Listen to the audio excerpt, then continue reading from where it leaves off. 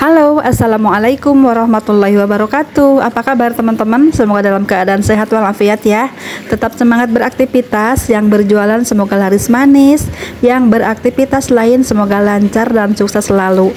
Kembali lagi kita share kegiatan saya di warung sembako. Ini hari pertama saya kembali lagi beraktivitas seperti semula ya teman-teman. Alhamdulillah kita mulai lagi aktivitas harian kita mengelola usaha warung sembako kecil-kecilan di rumah ya teman-teman. Setelah kemarin beberapa hari saya off dulu dari kegiatan ataupun rutinitas saya mengelola usaha sembako ini. Kemarin tuh kita break dulu ya, fokus ke hal lain ya yang lebih penting menurut saya teman-teman. Dan kali ini alhamdulillah ini pun sangat penting banget untuk melanjutkan usaha saya ya untuk kedepannya. Semoga kedepannya lebih berkah lagi, lebih laris manis lagi, lebih berkembang lagi usaha saya insya Allah, amin ya rabbal alamin. Dan usaha teman-teman semuanya pastinya ya, semoga teman-teman semuanya juga dalam mengelola usaha dimudahkan, dilancarkan, diberkahkan gitu ya, amin ya rabbal alamin. Banyak receh? Enggak. Mau tuker nih 6.000 ya. Kasih iya, iya sama-sama. Orang palipat receh nak kirang tuh jangan pela seberapa 16 ayah ayah seur oh gaya baju CF ya mana ada 15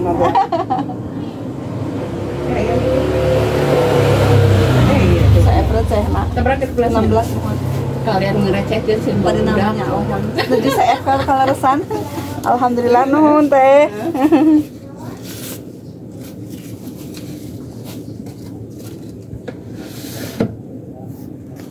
Ya gitu ya teman-teman, di warung itu kalau pagi-pagi apalagi uang recehan itu sangat penting banget ya teman-teman. Ya aduh gelap. Uang recehan itu penting banget di warung sembako untuk kembalian gitu. Kalau orangnya enak sih mending ya, tidak khawatir nggak bayar gitu. Kalau orangnya jarang kita kenal dan susah dipercaya jangan dikasih ya teman-teman, apalagi pagi hari seperti ini. Maaf nggak ada kembalian gitu. Jadi kita jangan kasih sembarangan barang kita itu, kita harus tetap waspada, tapi kita lihat juga orangnya. Kalau orangnya kira-kira kita percaya gitu, nggak apa-apa kita kasih. Atau kita juga tanya ada uang yang pas aja gitu ya, nggak usah uang yang besar biar tidak dikembalikan kembaliannya gitu ya, seperti itu. Oke teman-teman, kita lanjut sambil beres-beres, sambil sedikit sharing tentang usaha sembako ini ya teman-teman.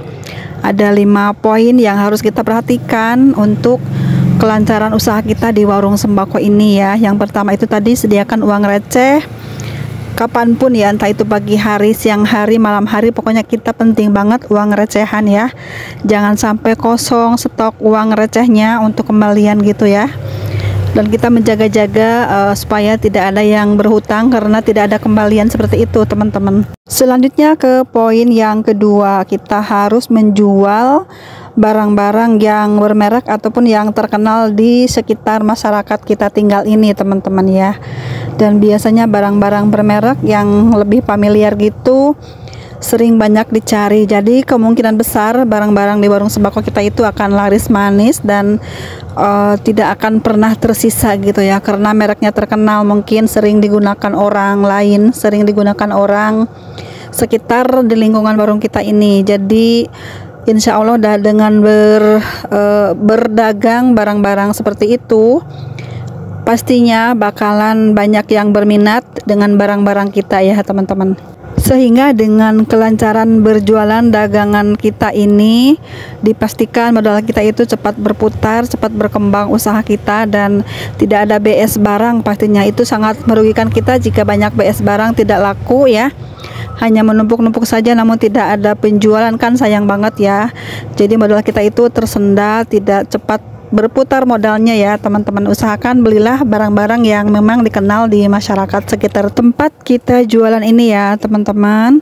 Dan yang ketiga, poin yang ketiga itu yang paling penting juga di warung sembako agar usaha kita itu lancar dan tetap berkembang ya teman-teman ya. Hindarilah kita menghutangkan barang-barang sembako kita ini.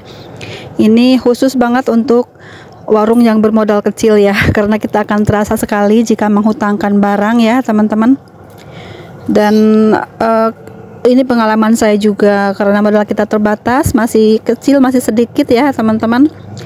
Jadi bukannya kita pelit atau apa, tapi jaga-jaga aja supaya kita pun tidak pusing memikirkan perputaran modal ya. Memang jika menghutangkan tuh baik banget ya, menolong orang lain, membantu orang lain pun juga dapat pahala, dapat kebaikan ya, menyenangkan orang lain itu dapat kebaikan gitu. Namun kita lihat juga kondisi warung kita ini seperti apa gitu ya bun.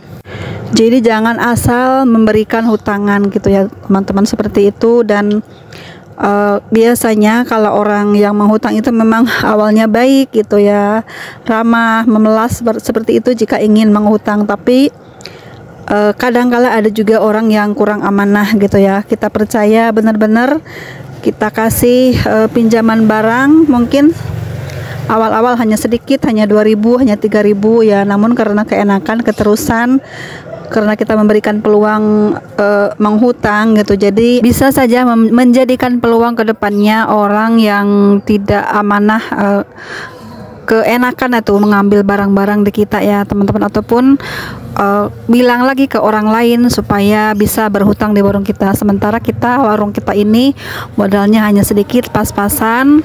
Nantinya kita bakalan kebingungan karena uangnya macet di luaran gitu. Kita mau nagih nggak enak, kadang-kadang kita nagih pun zong gitu ya teman-teman, karena seringnya orang berkelit ya, berkelit menghindari untuk membayar segera gitu ya. Itu bagi sebagian orang seperti itu. Ada juga sih yang amanah memang ya, tapi kita kan menjaga-jaga aja. Lebih baik kita tegas dari awal, jangan sampai kita kecolongan ataupun kebobolan warung kita ya. Apalagi memang jika warungnya modalnya kecil gitu ya, usahakan hindarilah memberikan hutangan, jangan sampai kita rugi sendiri ya. Kita mau nagih nggak enak, merasa nggak nyaman gitu. Pokoknya nagih hutang itu nggak enak banget deh. Perasaan kita tuh kayaknya dicabik-cabik gitu ya. Ada perasaan deg-degan gitu. Bagaimana cara nagihnya supaya uangnya keluar gitu, supaya bayar gitu ya teman-teman. Kalau orangnya ngerti mungkin nggak usah ditagih-tagih, juga udah ngerti sendiri ya. Ini yang sulit membayar tuh, yang bikin kita panik gitu ya. Uang kita sedikit, mau belanja nggak ada uang gitu ya, sementara uang hanya di tulisan, tapi kita butuh barang untuk jualan gitu ya teman-teman. Ya sepandai-pandainya kita lah menolak orang yang berhutang tuh seperti apa, tapi jangan sampai menyinggung perasaannya ya teman-teman. Bilang saja maaf, tidak memberikan hutangan ya gitu, karena modalnya sedikit, barang pun sedikit gitu ya, takutnya menghambat kepada perkembangan usaha kita gitu ya teman-teman. Sebisa-bisanya kita lah menolak agar tidak menjadi berhutang gitu ya teman-teman, karena hutang itu pemutus tali silaturahmi yang paling tajam, karena uang itu tidak ada saudaranya, tidak mengenal siapa kita ya. Kadang-kadang orang berantem gara-gara uang tidak seberapa, namun dari cara mungkin menyinggung perasaannya, menagihnya seperti itu, jadilah ketidakharmonisan antar pelanggan dan penjual seperti itu ya teman-teman. Yang selanjutnya, poin keempat, agar warung sembako kita itu berkembang dengan baik ya teman-teman, kita harus menjaga stok barang yang laku ya. Misalnya di daerah saya itu lakunya sabun mandi tuh yang murah meriah, seperti mereknya Gift, Nupo gitu, Lifebuoy gitu, Shinsui, itu juga sangat lumayan cepat perputarannya. Jadi saya selalu stok barang-barang itu ya, untuk sabun mandi ataupun sabun cuci yang kira-kira sering dicari pelanggan di sini tuh. Di daerah saya seringnya itu Soklin cair, Rinso bubuk gitu ya, dan kemasan-kemasan yang ekonomis, yang simple, yang murah meriah seperti itu ya. Memang ada juga beberapa barang yang kemasan seperti setengah kilo ataupun 1 kilo gitu, tapi itu tidak secepat yang eceran 1000-an ya teman-teman. Dan untuk minyak goreng pun kita harus pilih-pilih mereknya ya, cari yang paling cepat laku, yang biasa dicari di daerah kita itu merek apa yang paling cepat lakunya ya teman-teman. Kalau di daerah saya tuh maunya yang murah-murah aja ya, paling banter ya, Tropical gitu ya. Sekarang tuh Grandco paling seperti itu ya teman-teman, ataupun minyak curahan gitu. Dan seperti itulah barang-barang yang harus kita jaga stoknya, barang-barang yang sering diminati para pelanggan ya. Jangan sampai kosong stoknya, harus kita segera belanja. Jika memang tinggal 2 pieces ataupun tinggal 1 kilo gitu, harus segera kita belanja lagi ya teman-teman. Pokoknya barang-barang yang sering laku di warung kita itu harus kita segera restock kembali ya teman-teman.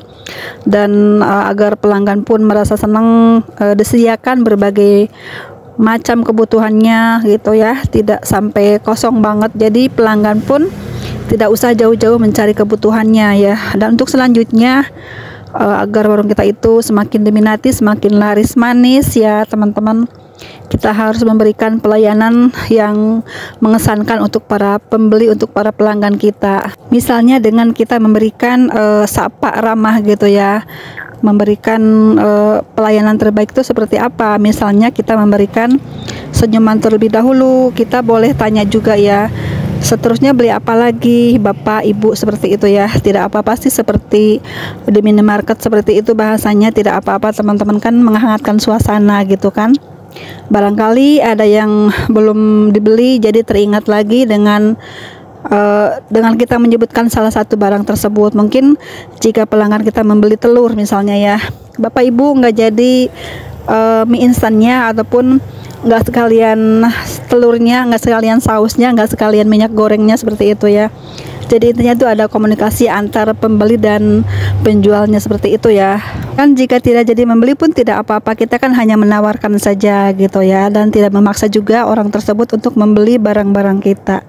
Nah itu dulu teman-teman sharing saya kali ini, semoga ada manfaatnya ya, terutama untuk pemula teman-teman ya, yang mungkin baru memulai usaha gitu. Seperti apa sih warung sembako itu agar cepat berkembang, agar sukses ke depannya gitu ya teman-teman.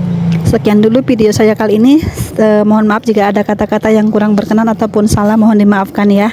Sampai jumpa lagi di video selanjutnya. Assalamualaikum warahmatullahi wabarakatuh.